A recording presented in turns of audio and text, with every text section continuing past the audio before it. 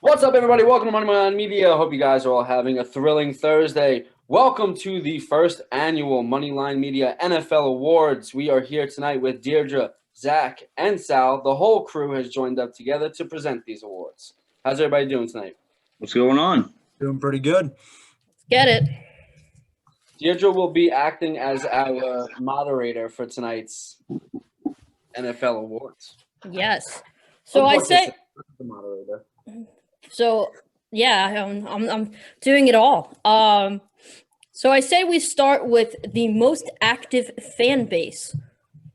Up for this award, the nominees are the Buffalo Bills, the Cleveland Browns, the Green Bay Packers, and the Pittsburgh Steelers. Sal, you want to start us off with your vote? Yeah, sure. I'm going to vote with the Buffalo Bills, and there's three reasons why I vote for them. One, last year Twitter did a poll for the most dedicated fans. NFL on Fox Twitter account did it, went to the Buffalo Bills. Now they have a huge billboard in downtown Buffalo. Fans can go take a picture at, all that stuff. Number two, when they went to the postseason back in 2017, the Bills Mafia donated a whole bunch of money to Andy Dalton's foundation just because they got into the playoffs. And then this past season when they played the Ravens, Bills Mafia donated to Lamar Jackson, the foundation that he backs up, to wish him well when he got hurt in that divisional round. So just really the Bills Mafia all around. I mean, they, as much as I'd love to say, I wish my fan base was the best, there's nothing – you can't discredit Bills Mafia. They really do it all. So that's who my vote's going to go to. Yes, I'm going to hop on too. I agree with you. I think the Bills Mafia, and also like an unproblematic active fan base. Like they're crazy for their team, but they're not like hateful against other teams, which I think makes them so good. They're not gonna have this. I mean, you definitely have to take into account, like, we are in New York, so they are like the most active as far as what we see. But I think even taking into account every other fan base, they still are. I mean, I'm going to vote for them as well. They're just, I mean, jumping through tables they made that. You know what I mean? Yeah. That's their trademark. Like they should get a patent on that. That's their thing. Like nobody else could do that. So yeah, you got to go Bills Mafia. Like that's my vote too. Yeah, their song is sick too. Like I was at last year, the Jets Bills season opener, and there was probably more Bills fans than Jets fans, and that let's go Buffalo. That's so. Want to shout. Yeah, exactly. It's, I mean, you can't go against this. They're great. We're gonna have to go a clean sweep here, Buffalo Bills, and mostly because of the table thing, because Dick's Sporting Goods in Buffalo decided to sell folding tables specifically for the Bills playoff run. So just because of that, I'm giving it to the Bills. Yep. I totally. So congratulations to the Bills fan base. You guys are the most active fans. All right. Next up, let's keep on the good train, and we'll go with the most loved player of the year. Up for this award is the Buffalo Bills quarterback, Josh Allen, the Washington football team quarterback, Alex Smith, the New Orleans Saints defensive lineman, Cameron Jordan, and, of course, quarterback of the Seahawks, Russell Wilson. Let's start with someone different this time. Zach, you could be our first vote. Yeah, you know what? You want to say you got to say Josh Allen here also. You know, like the guy, he's not the MVP, but he had talks with the MVP. And with that being said, you have to go with Josh Allen here. He went from last year, he had a 59% completion passing for the whole year. And he jumped that up 10 points this year. And that's 69% passing completions. Like, that's a great improvement. That's what everybody wanted to see. He brought his team to a playoffs, his first division title since he was 1 year old. It all points to him being like, you got to love the guy for it. But you also can't. I mean, Alex Smith is Alex Smith, and I hope someone picks him for this because he has a story, and that's just good for him. Comeback player of the year. If there's an award for that, that's it. All right, That'll be James. later on. But James. I'm going to agree with Zach here. I'm going to go with Josh Allen, specifically here because the amount of love that guy gets, not only from Buffalo, but all across the country. If you've seen any of the TikToks and everything, people are going, like, the Steelers fans get a lot of hate from other fans. The Bills fans don't really get hated on. Like, everybody that I saw, like, on the TikToks were so supportive of the Bills and Josh Allen. Josh Allen is a lovable guy. Like, people can't hate him unless you're a Jets fan, Deirdre. So I don't hate him. I hate that the Jets didn't draft him. So and I think he made that team. Well, not that he. I think it. He is a part of making that team relevant again, and I think that NFL fans are going to love him for that because I think we all a little bit want to see Buffalo make a run at this thing again. After the fall falls of Buffalo, of course. yes. I have to go, and I'm going to disagree with you guys for the first time. I have to go with Alex Smith. I think that he became such a darling after legitimately almost dying and then coming back and helping his team, a team that nobody expected to even win like 3 games, make the playoffs. And very, he's taken the mentor role also pretty seriously in any situation he's at. And the fact that he was able to get back on the field after that injury, there's not anything not to love about that. And I'm not just saying that because I'm a Jets fan. Sal? Yeah, I was torn between this one. I was really between Josh Allen and Alex Smith, only just because of the reasons you guys mentioned. But I'm going to make it a even 2-2 here, and I'll go with Alex Smith as well. Only because I didn't see Comeback Player of the Year, so I just figured, well, it's kind of fitting to give it to him.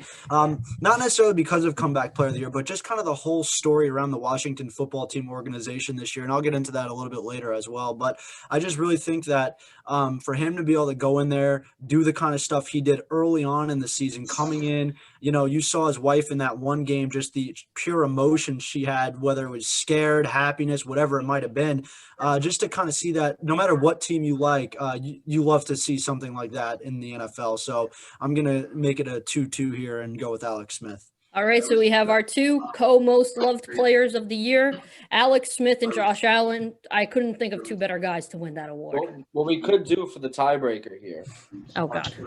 we could have a clear-cut winner by we take each person's favorite team and add up the wins. Oh. So, like me and Zach, this is the Vikings and the Jets. Oh, okay. Yeah. All right. It seems unfair. You guys would win though. Yeah, that's the point. Yeah, that's his point. Whoever Deirdre's team is. At least my team can put some points up on. Yeah, the board, I mean, though. Hey, we were able to put points up late. We got to the playoffs. Yeah, they did get to the playoffs. Wait, who was that a dig at? Was that a dig at Deirdre or Zach? Or both? Well, yeah, it could be both. Yeah, it was probably a both. Yeah, I mean, though the 2 teams that we did beat both made it to the divisional round. So, I mean, basically the Jets made it to the divisional round. Oh, God. See you later, number 2 pick. Yeah. Oh, God. All right, we go from most loved to most hated. Most hated player of the year, obviously Tom Brady from the Tampa Bay Buccaneers. Juju Smith-Schuster from the Steelers, who probably at half the year would have been at that next category, that most loved category. Javon Wims out of the Bears for his lovely punch that he pulled on the Saints, and that terrible missed touchdown. Or Lamar Jackson, who has gotten tons of hate from everyone. All right, James, why don't you start us off? All right, I think we all know where I'm going with this one. Well, I hope you guys do if you guys have listened to me rant and rave about Juju Smith-Schuster all year. Yeah. Beat people before you stomp on their logo, and I wouldn't suggest stomping on the logo before you beat them. After you beat them either, but it got a little – listen, it's fun. It's games. I don't think he should have gotten death threats over it like he did, which is nonsense. That's crazy. It's fun, but after you're doing it like over and over and over and over – when you lose, you stop. You don't continue it, and then you drag it onto TikTok and you go crazy. When you get beat, you stop your antics. Yeah, for sure. So to me, I win Juju here too. But I think that everybody just has a dislike for Juju after this season. So I think he is the Yeah, most. he's listen, that's the thing too, is he's another one of those guys that you like at this point. I mean, he doesn't cause problems, but I don't want him in my locker room. No. No. He's like OBJ. Yeah, like, the fact that that the Bengals game was funny. It was really funny to watch. You know what I mean? Yeah, like that was really funny to watch.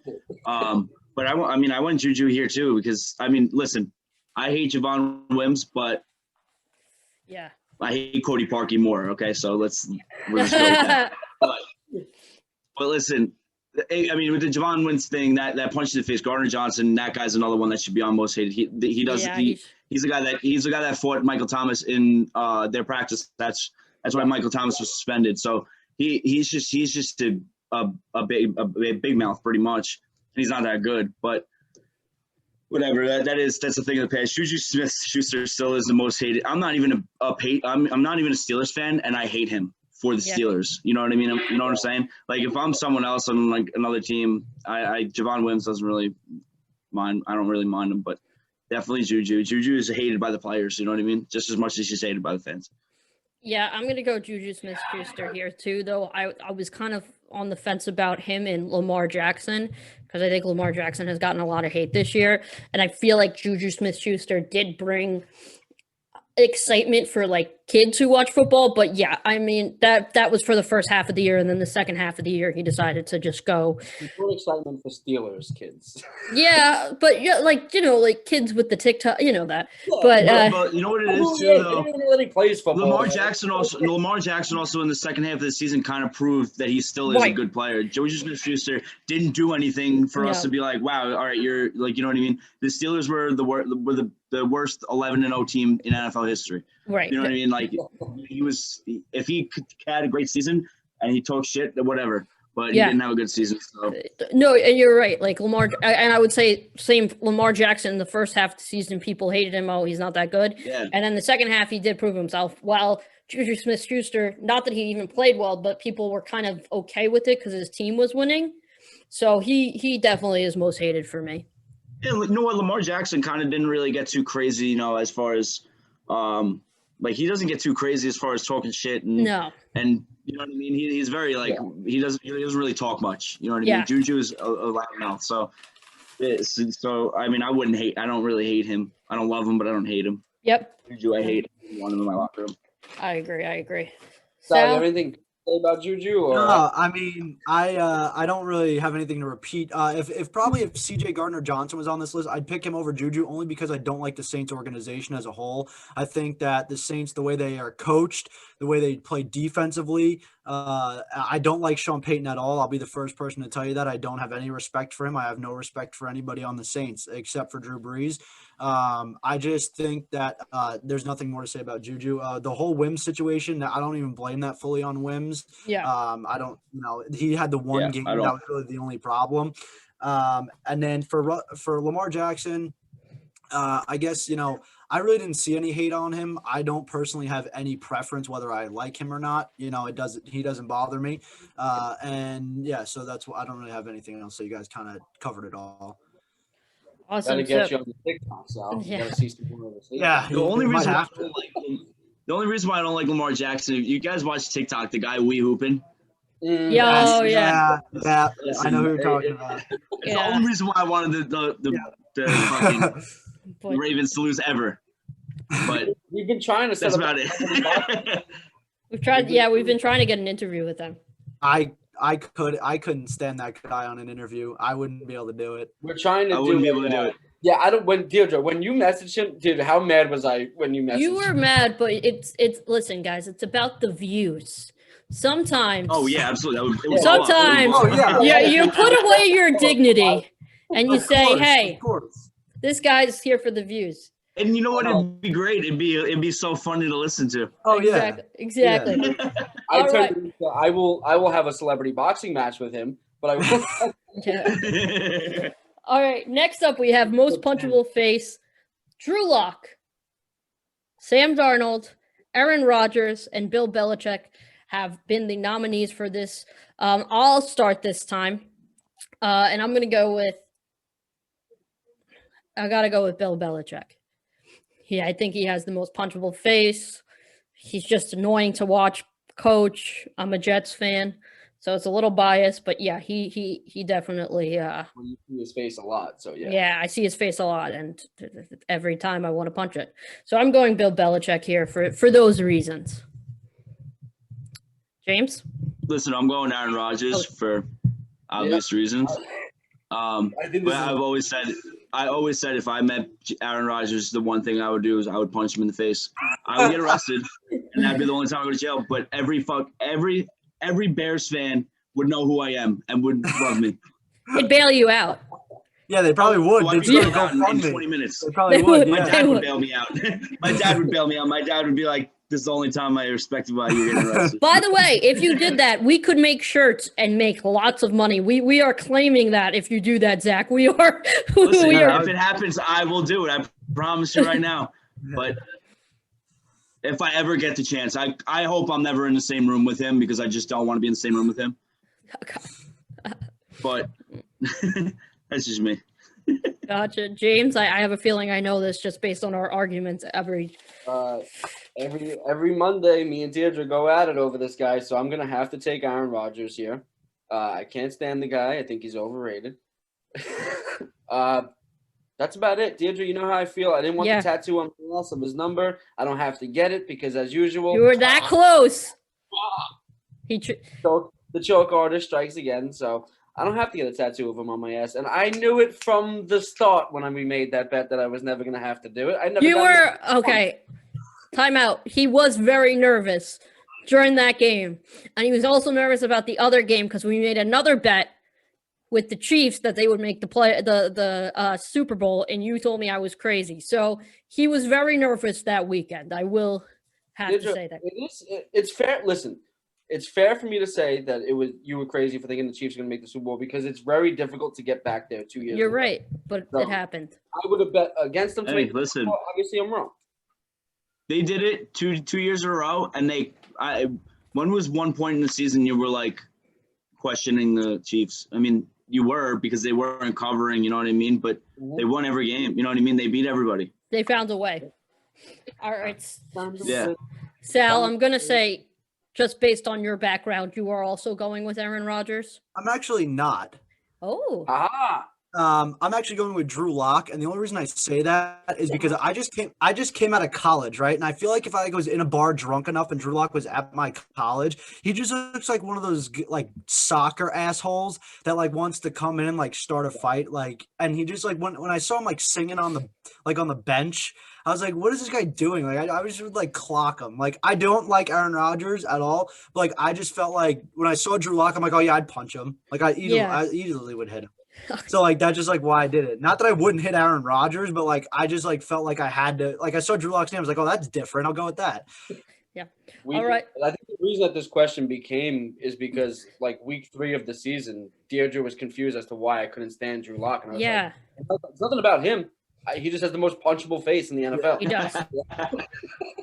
All right. So most punchable face. Congratulations, Aaron Rodgers, on your win, or maybe not. Congratulations. You finally won something. All right. And now we move on to best looking. Travis Kelce, Sterling Shepard, Joe Burrow, or Aaron Donald. I guess I'll start as the female here, even though I'm gay. Even though I'm gay, but it's fine. I'll start. Run those names for me again. What? You run those names for me again? I'm sorry. It is Travis Kelce, Sterling Shepard, Joe Burrow, and Aaron Donald. Thank you. I think I got to go with Aaron Donald. I think Aaron Donald has movie star good looks. His body is insane. He's someone that I don't typically find defensive linemen very attractive. No offense to any defensive lineman. I don't think anybody does. But, I mean, he is the exception. He is gorgeous. He's gorgeous. All right, James? You going to have a meltdown again like yesterday, Deirdre?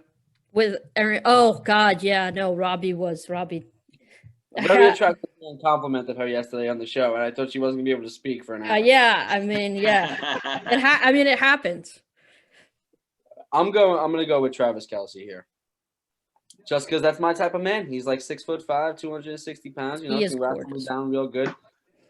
I'll go Joe Burrow, man. You like this picture, like the picture of him in the chair with the cigar after Yes. winning the national championship in college. That was just like that was gangster. If there's a definition for gangster, that's the picture on it. That was fucking cool. Like you knew you knew at that moment he had BDE. You know what I mean? He knew he was the shit at that point. Absolutely. So that's just a picture.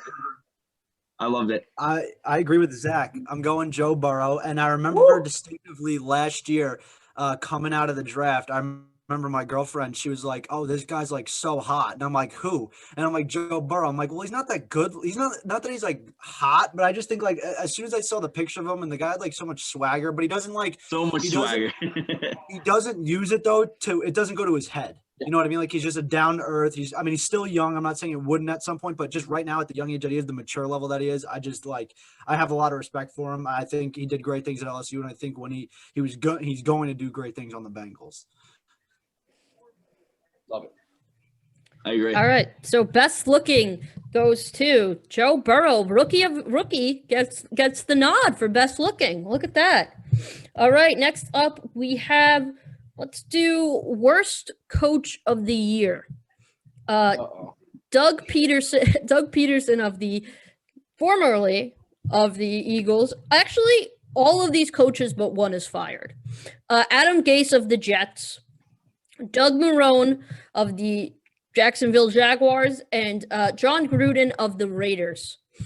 I'll start off. I think it's got to be Doug Peterson. Doug Peterson's team has the most money in it right now. He did have guys that we thought were going to be stars. He's had first-round draft picks that just haven't panned out.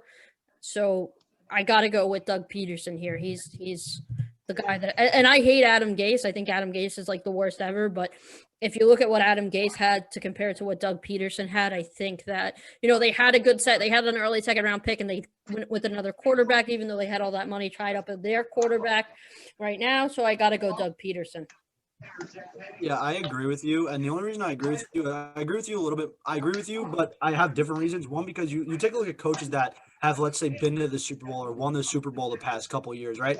And then they're still succeeding. There's still like success behind their franchises. You look at McVay with the Rams; they still make the playoffs every season. Or you look at even, obviously the Chiefs getting there, or the Packers with LaFleur in his first two seasons. You still have consistency, but when the Eagles got there, it was like they've been on like a Super Bowl like hangover ever since. Yeah. And they can't seem to get anything together. There's obviously no question that locker room that Jalen Hurts should be the starter moving forward in the Eagles franchise. There should move on from Carson Wentz. First of all, his contract is god awful.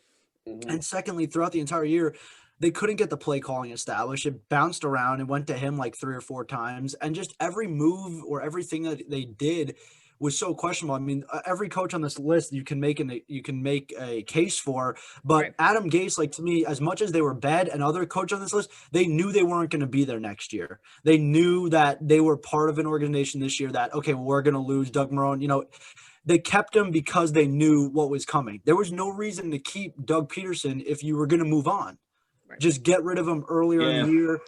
And they should have taken more time to get a head coaching. I mean, I'm not a big Eagles fan. Obviously, I'm not an Eagles fan. If you're an Eagles fan, I'm scared for you because this new guy that's in here looks like Adam Gase did 2 years ago at the Jets press conference. He looks like he's got no idea what's going on.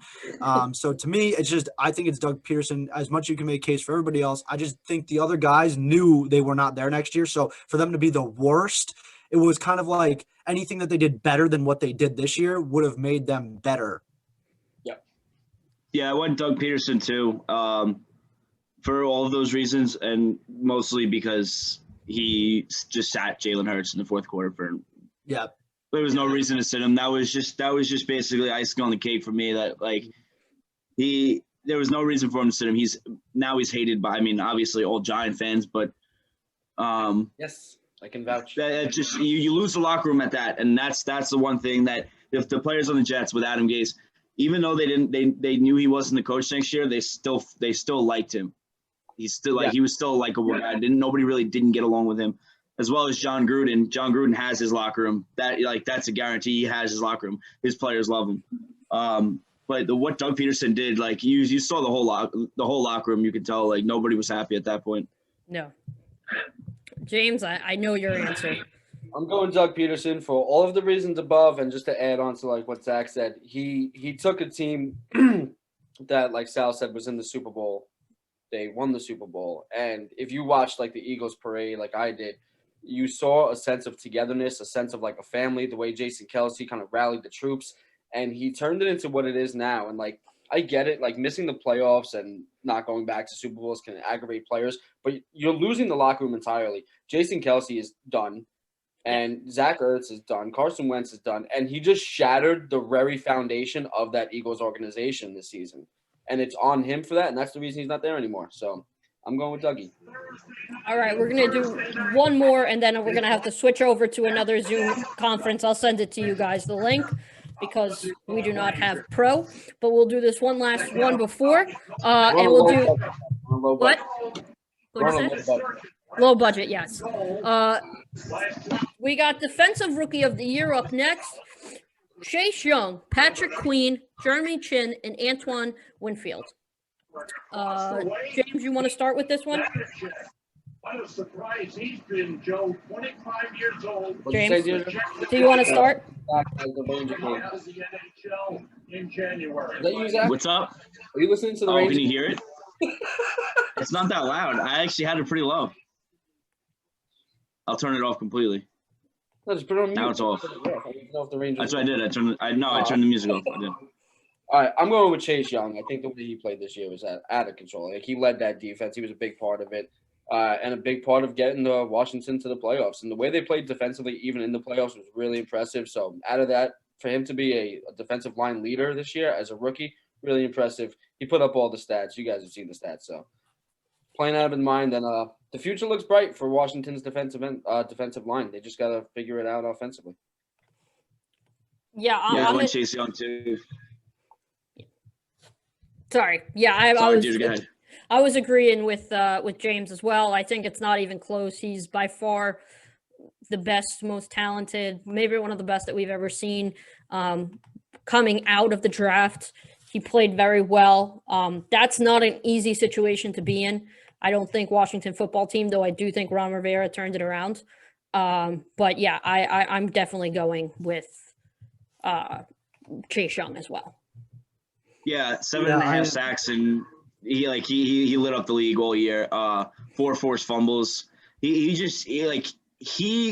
What sold me on him for defensive rookie of the year, but rookie of the year, just probably almost defensive player of the year was when Chad Heineke came in, and when he ran in that touchdown on week 17 or 16, and you saw him chasing him down the field, down the sideline, and walked up to him and patted him on the back and said, "This Chad Heineke, remember his name." Like that's awesome. Like he's the captain of the defense for a reason. Like for a rookie to have that much confidence and go in and be now the captain of that defense, like that just says something about a player. Absolutely. Yeah, I also am going with Chase Young. You said 7.5 sacks, 4 forced fumbles, 32 solo tackles. To do that in his rookie year is really something special. In 15 games, 10 tackles for loss. I mean, this guy was all over the field. And even saw Mike Tomlin in the game. He's like, I don't want to be bad enough to get a guy like you. And it's the truth. I mean, as much as you're a fan of a team that maybe has an early round pick and you're like, yes, I get a guy, you have to be bad enough to get somebody like that. But then you see now where Washington's going to go. And, James, you kind of alluded to it too. That defensive line's there to stay with Sweat. And they got a lot of good guys there. So, I mean, it's clear cut to me. Defense player of the year. I mean, now no discredit to some of the other guys on this list. I mean, Patrick Queen, I don't think he's the best. He's probably the best option, but maybe Winfield or Jeremy Chin too. Rangers scored, I assume. Yeah, Rangers scored. All right. Ryan Strome. Sorry. Sal, I really thought you were going to go Patrick Queen. I thought you were going to give a little bit of love to your Vikings. No, he's not on the Vikings. He's on the Ravens. He's a Raider. Close though. Close. Raven. Purple. He is purple. That's right. I'm sorry. I'm looking at the wrong picture. It's okay. Who am I thinking of? On the Vikings? Yeah. That's a rookie? Yeah. A None. linebacker? Justin Jefferson. Oh, No. come on. Are you thinking? I think you're thinking of him in the LSU uniform. Probably. Dude, you hit that on the head. That's exactly what I'm thinking of. Yeah, exactly. That's exactly All what right. I'm thinking. We will be back with more after this short break. And we are back, and we have Offensive Rookie of the Year. Up for grabs is Justin Jefferson, Justin Herbert, Jonathan Taylor, and James Robinson.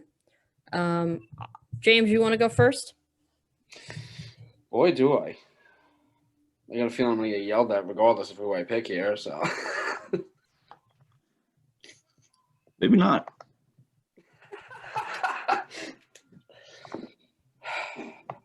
You know, Deirdre, unlike you, I had high expectations for Justin Herbert this year. He I met did them, not. but I know you didn't because you hate him. I did not So- like him. No. It's his wavy hair. No, it was that I felt like he I'm gonna- underthrew a lot. Yeah, whatever. I'm gonna go with Justin Jefferson here. Little love for Sal's team.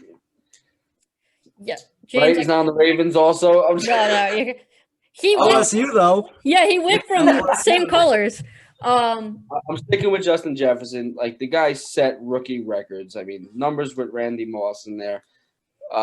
Incredible season, and he's just the guy. Like that was the guy out of the draft that you wanted to get. Yeah, Oh, you happy? I am. Good. I don't I'm- care if you didn't pick him or not because I'm gonna pick him. I so went it doesn't, totally different. doesn't matter. You I go with went JT? totally different. I took James Robinson here. Undrafted rookie, came in here with no expectations of playing, and took over the job. You look at his numbers, compared to the top running backs in the league, they're right there. And he didn't get the ball as much. You look at him compared to Dalvin Cook, for example. Dalvin Cook got the ball, averaged getting the ball about 24 attempts a game. James Robinson only had 17 a game, you know what I mean? And he honestly matched Dalvin Cook's numbers pretty well. 500 less yards, but you got to remember that's also 72 less carries. You look at James Robinson and that future of that organization. That organization, they have their running back. It's plain and simple. It's clear cut. All these other guys obviously do deserve credit because they had awesome rookie years, but they were all drafted in the first round. They were all drafted high. James Robinson, nobody knew him. You know what I mean? 31 teams passed on him how many times? So I'm going James Robinson here because just for an undrafted free agent to do what he's done for that organization where they were just a shit wreck. For him to come in and do what he did, that's just there's no stopping him.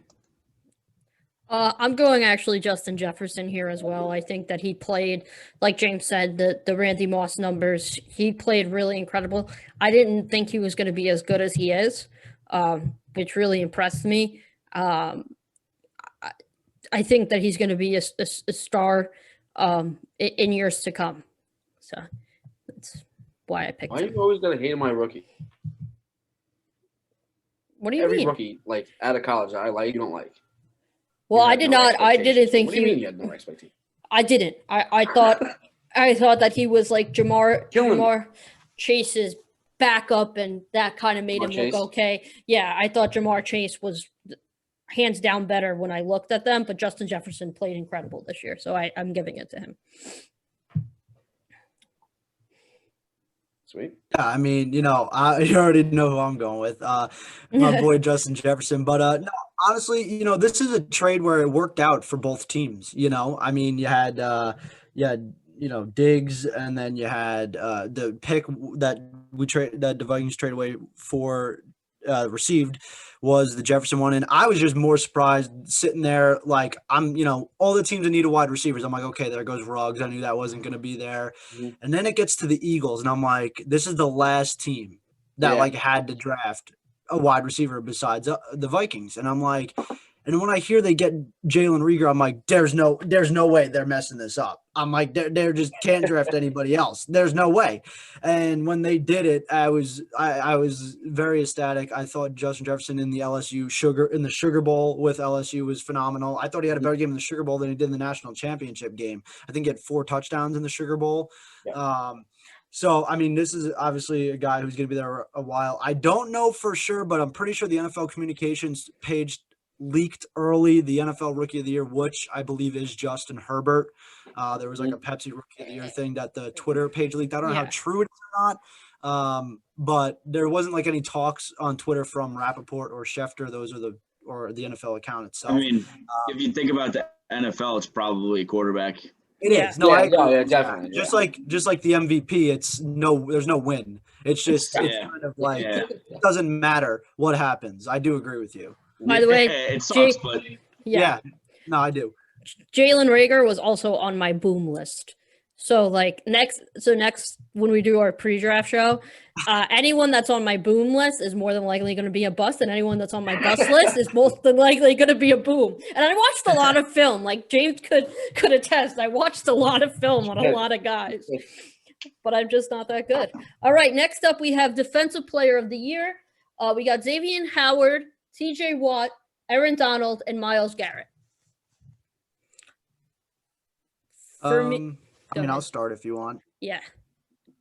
I'm going to go Xavier Howard. I think he had a really good year with the Dolphins. I just think that, he was up there in interceptions, almost had the most since Darrelle Revis did, 09, I believe. So, that's awesome. I think, Brian Flores finally has the defense he wants down in Miami. Does he have the quarterback? Hopefully, for Tua's sake, he does stay there and the Lions don't waste another QB carousel. But I do think that Xavier Howard played really well, played lights out this year for the Dolphins, so I'm going to go him.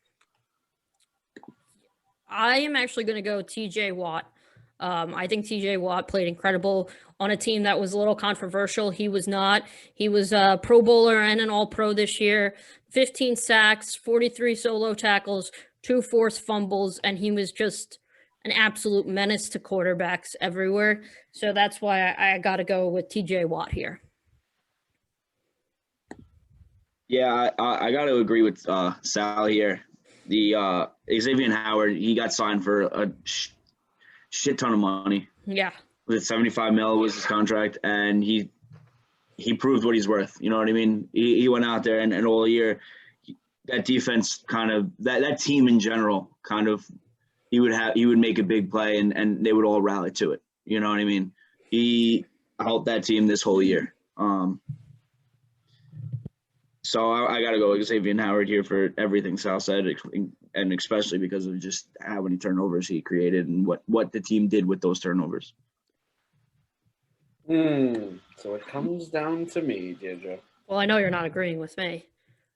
I'm not stupid. That's kind of our thing. I'm gonna.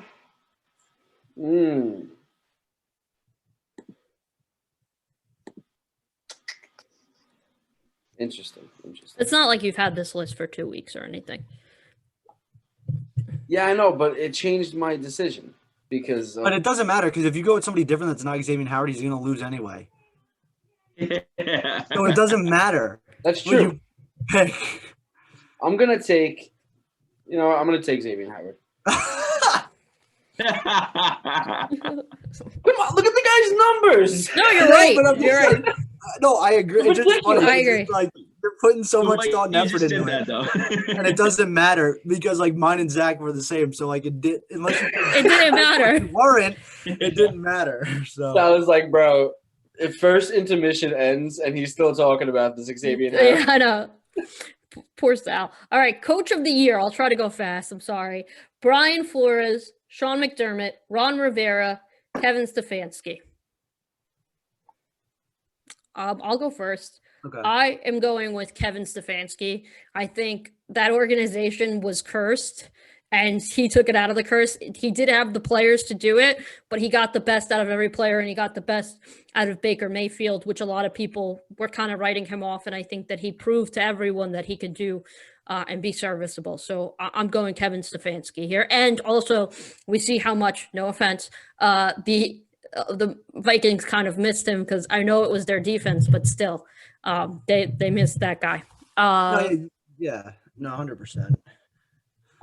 I agree with you. I mean, it's Stefanski. I mean, listen, Ron Rivera, I mean, I have so much respect for that guy. Yes. I mean, coaching through cancer. I mean, he probably will be the coach of the year at the award show on Saturday night. And that's fine. I'm 100% okay with that. But I'm one of the Baker Mayfield haters. I still don't like him. I don't like the way he plays. I don't like the way his swagger is. I think he has way too many progressive commercials. I just don't like it. And for Kevin Stefanski to come in here, and this is the thing, you talk about too, Deidre, like the good coordinators become head coaches. And as much as it sucks to see it go, Bieniemy will be there one day.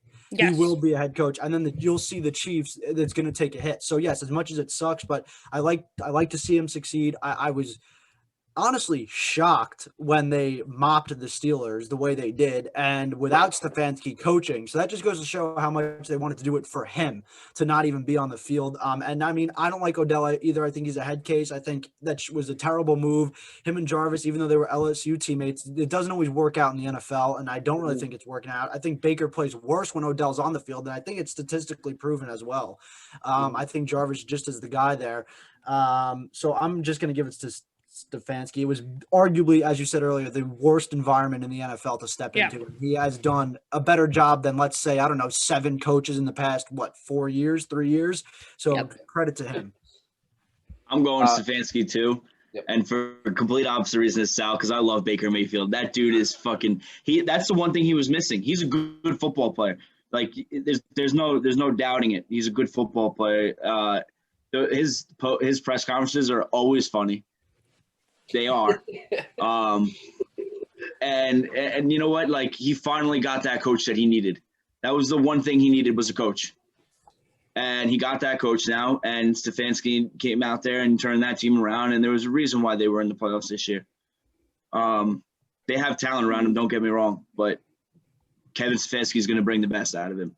He's going to bring the best out of that whole team. Yeah, so I want Kevin Stefanski too. I've been saying it all year with Jimmy doing the pick'ems. I've been saying the Browns, Kevin Stefanski is going to win Coach of the Year. He should. He deserves it, especially with getting that team to the playoffs and beating the Steelers in the playoffs the way they did. Yeah, absolutely. All right, I'm going to go with Kevin Stefanski here, Deirdre. Believe it or not, I'm actually agreeing with you. Surprising. And I think you guys went a little too into detail. I'm going to keep it to real short and sweet. He brought the Browns to the playoffs. Yep. Give him Coach of the Year, Coach of the Decade, Coach of the Century. He brought the Browns to the playoffs. The Browns. Remember them? All right. Well, and won a playoff game. Congratulations. And they won the playoff game. Exactly. Coach of the Year goes to Kevin Stefanski. Kind of no surprise there. I had a feeling he was going to win. All right. Next up is Most Improved Player. We got Stephon Diggs, DK Metcalf, TJ Hawkinson, and Baker Mayfield. I'll start. I'm going to give it to Baker Mayfield. I know you guys probably, there might be a little bit of controversy around him, but he changed his interceptions from 21 to 8 with having 26 touchdowns. He didn't force it into anywhere. He seems to be playing smarter and better. And I think a lot of people, again, wrote him off. Like, can't believe they drafted him with the number 1 pick. But he's beginning to kind of get it. And also no controversy this year. He didn't really do anything that people got mad about. And he kept his cool the whole year, which is something that is big for him. So I'm going Baker Mayfield for that reason. I'm going Baker Mayfield too. I mean, that's, like I said, the guy just needed a coach. And he finally got his coach. His completion percentage went up. His touchdowns went up. His interceptions went down. Everything he had a great season this year. And he was a quarterback that this was a year he had to prove it. Your third year as a quarterback in the NFL is the year you have to prove it. Oh, he's older than that, isn't he? No, Not his third year. Oh, he's third year, right? Yeah, he's third year. Yeah. So your third year in your NFL is when you don't have, like, he had a great rookie year, obviously, and his sophomore year was a bit of a slump, I guess you could say, a sophomore slump. And there's that third year is your most important season. If you're a bust in that year, look at Trubisky.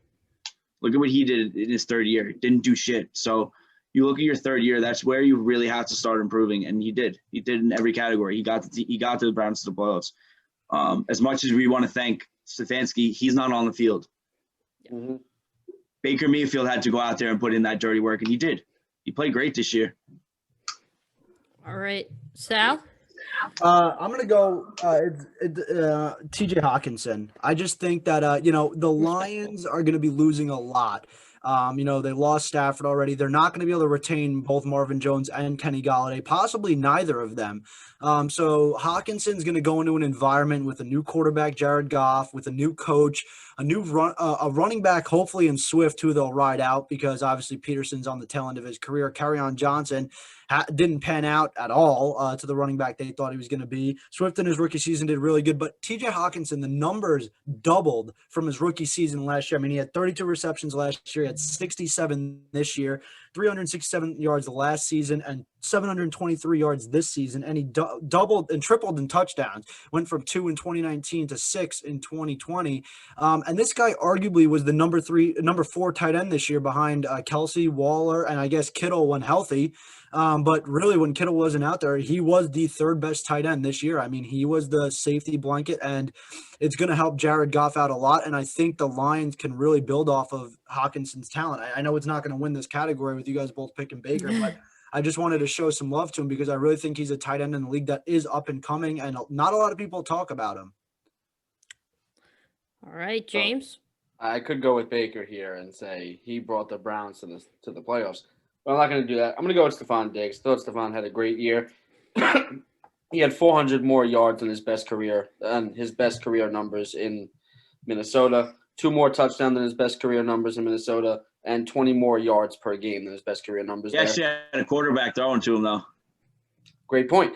But I also think that he, more than that, I think he stepped into more of a leadership role this year. I think he's maturing in front of our eyes and really liking him. So he's my most improved. All right. Next up, our last and final award, the Moneyline Media MVP. Aaron Rodgers, Josh Allen, Derrick Henry, and Alvin Kamara are the nominees. Guys, where are we going here? I hate to say it, but I have to say it, and it's Aaron Rodgers. I mean, 48 touchdowns to 5 interceptions, 4,299 yards, 121.5 QBR, 16 games played plus during the postseason. Yes, as James alluded to earlier, I'm so happy the Packers did not make the Super Bowl. They are the choke artists because obviously I would never root for them. But I can't wait till he's off the Packers because the Packers will never have another Favre Rodgers grow like that ever again. Jordan Love is not going to be the next Brett Favre. He's not going to be the Aaron Rodgers. So I cannot wait till the Packers are bad and they have no cap. So they're going to have to release people. So I'm very excited for that. But the way he played this year, he really did play well. You could give it to Derrick Henry. Josh Allen also played well. I don't really think Alvin Kamara is in the conversation. I don't think he played I think he played well this year, but just the way the Saints played this year, I don't think he did enough on the team.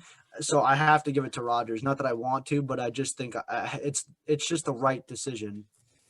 And it's going to be a quarterback, like we said. So it's it's no matter what. Yeah, I agree with you. And for this reason only, I think Aaron Rodgers is the MVP is because I think that team is in top 3 NFL draft picks without him.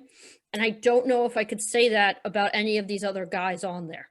I think the Bills might be an 8-8 team without Josh Allen. I think without Aaron Rodgers, the Packers are a 3-13 team.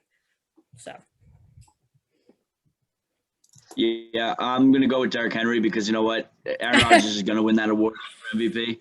So being that, I don't want him to be the Moneyline Media MVP because I hate the Packers and I hate Aaron Rodgers. But I also think, Derrick Henry is really getting no love for that MVP spot.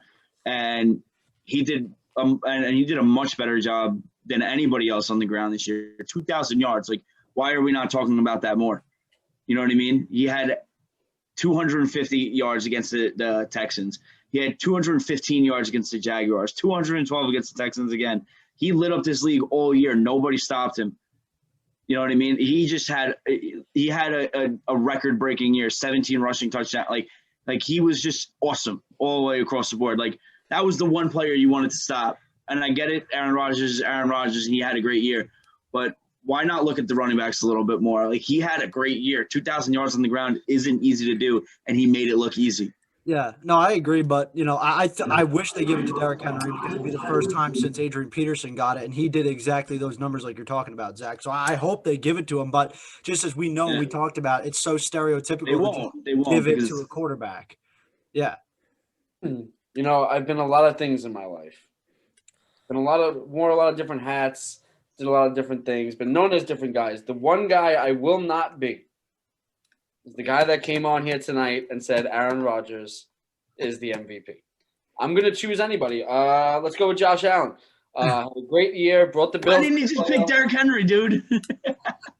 Oh, crap. That would have been a tie. No, you already did it. He's already said it. Yeah. On the air. Can't change. Oh, my God. I texted you and everything because I knew you weren't picking Aaron Rodgers. Oh, damn, my phone's on the floor. Listen, Aaron had a great year. You almost died saying it. So, let's go back to Josh Allen. Yeah, that's my MVP, but the show's MVP is going to be Aaron.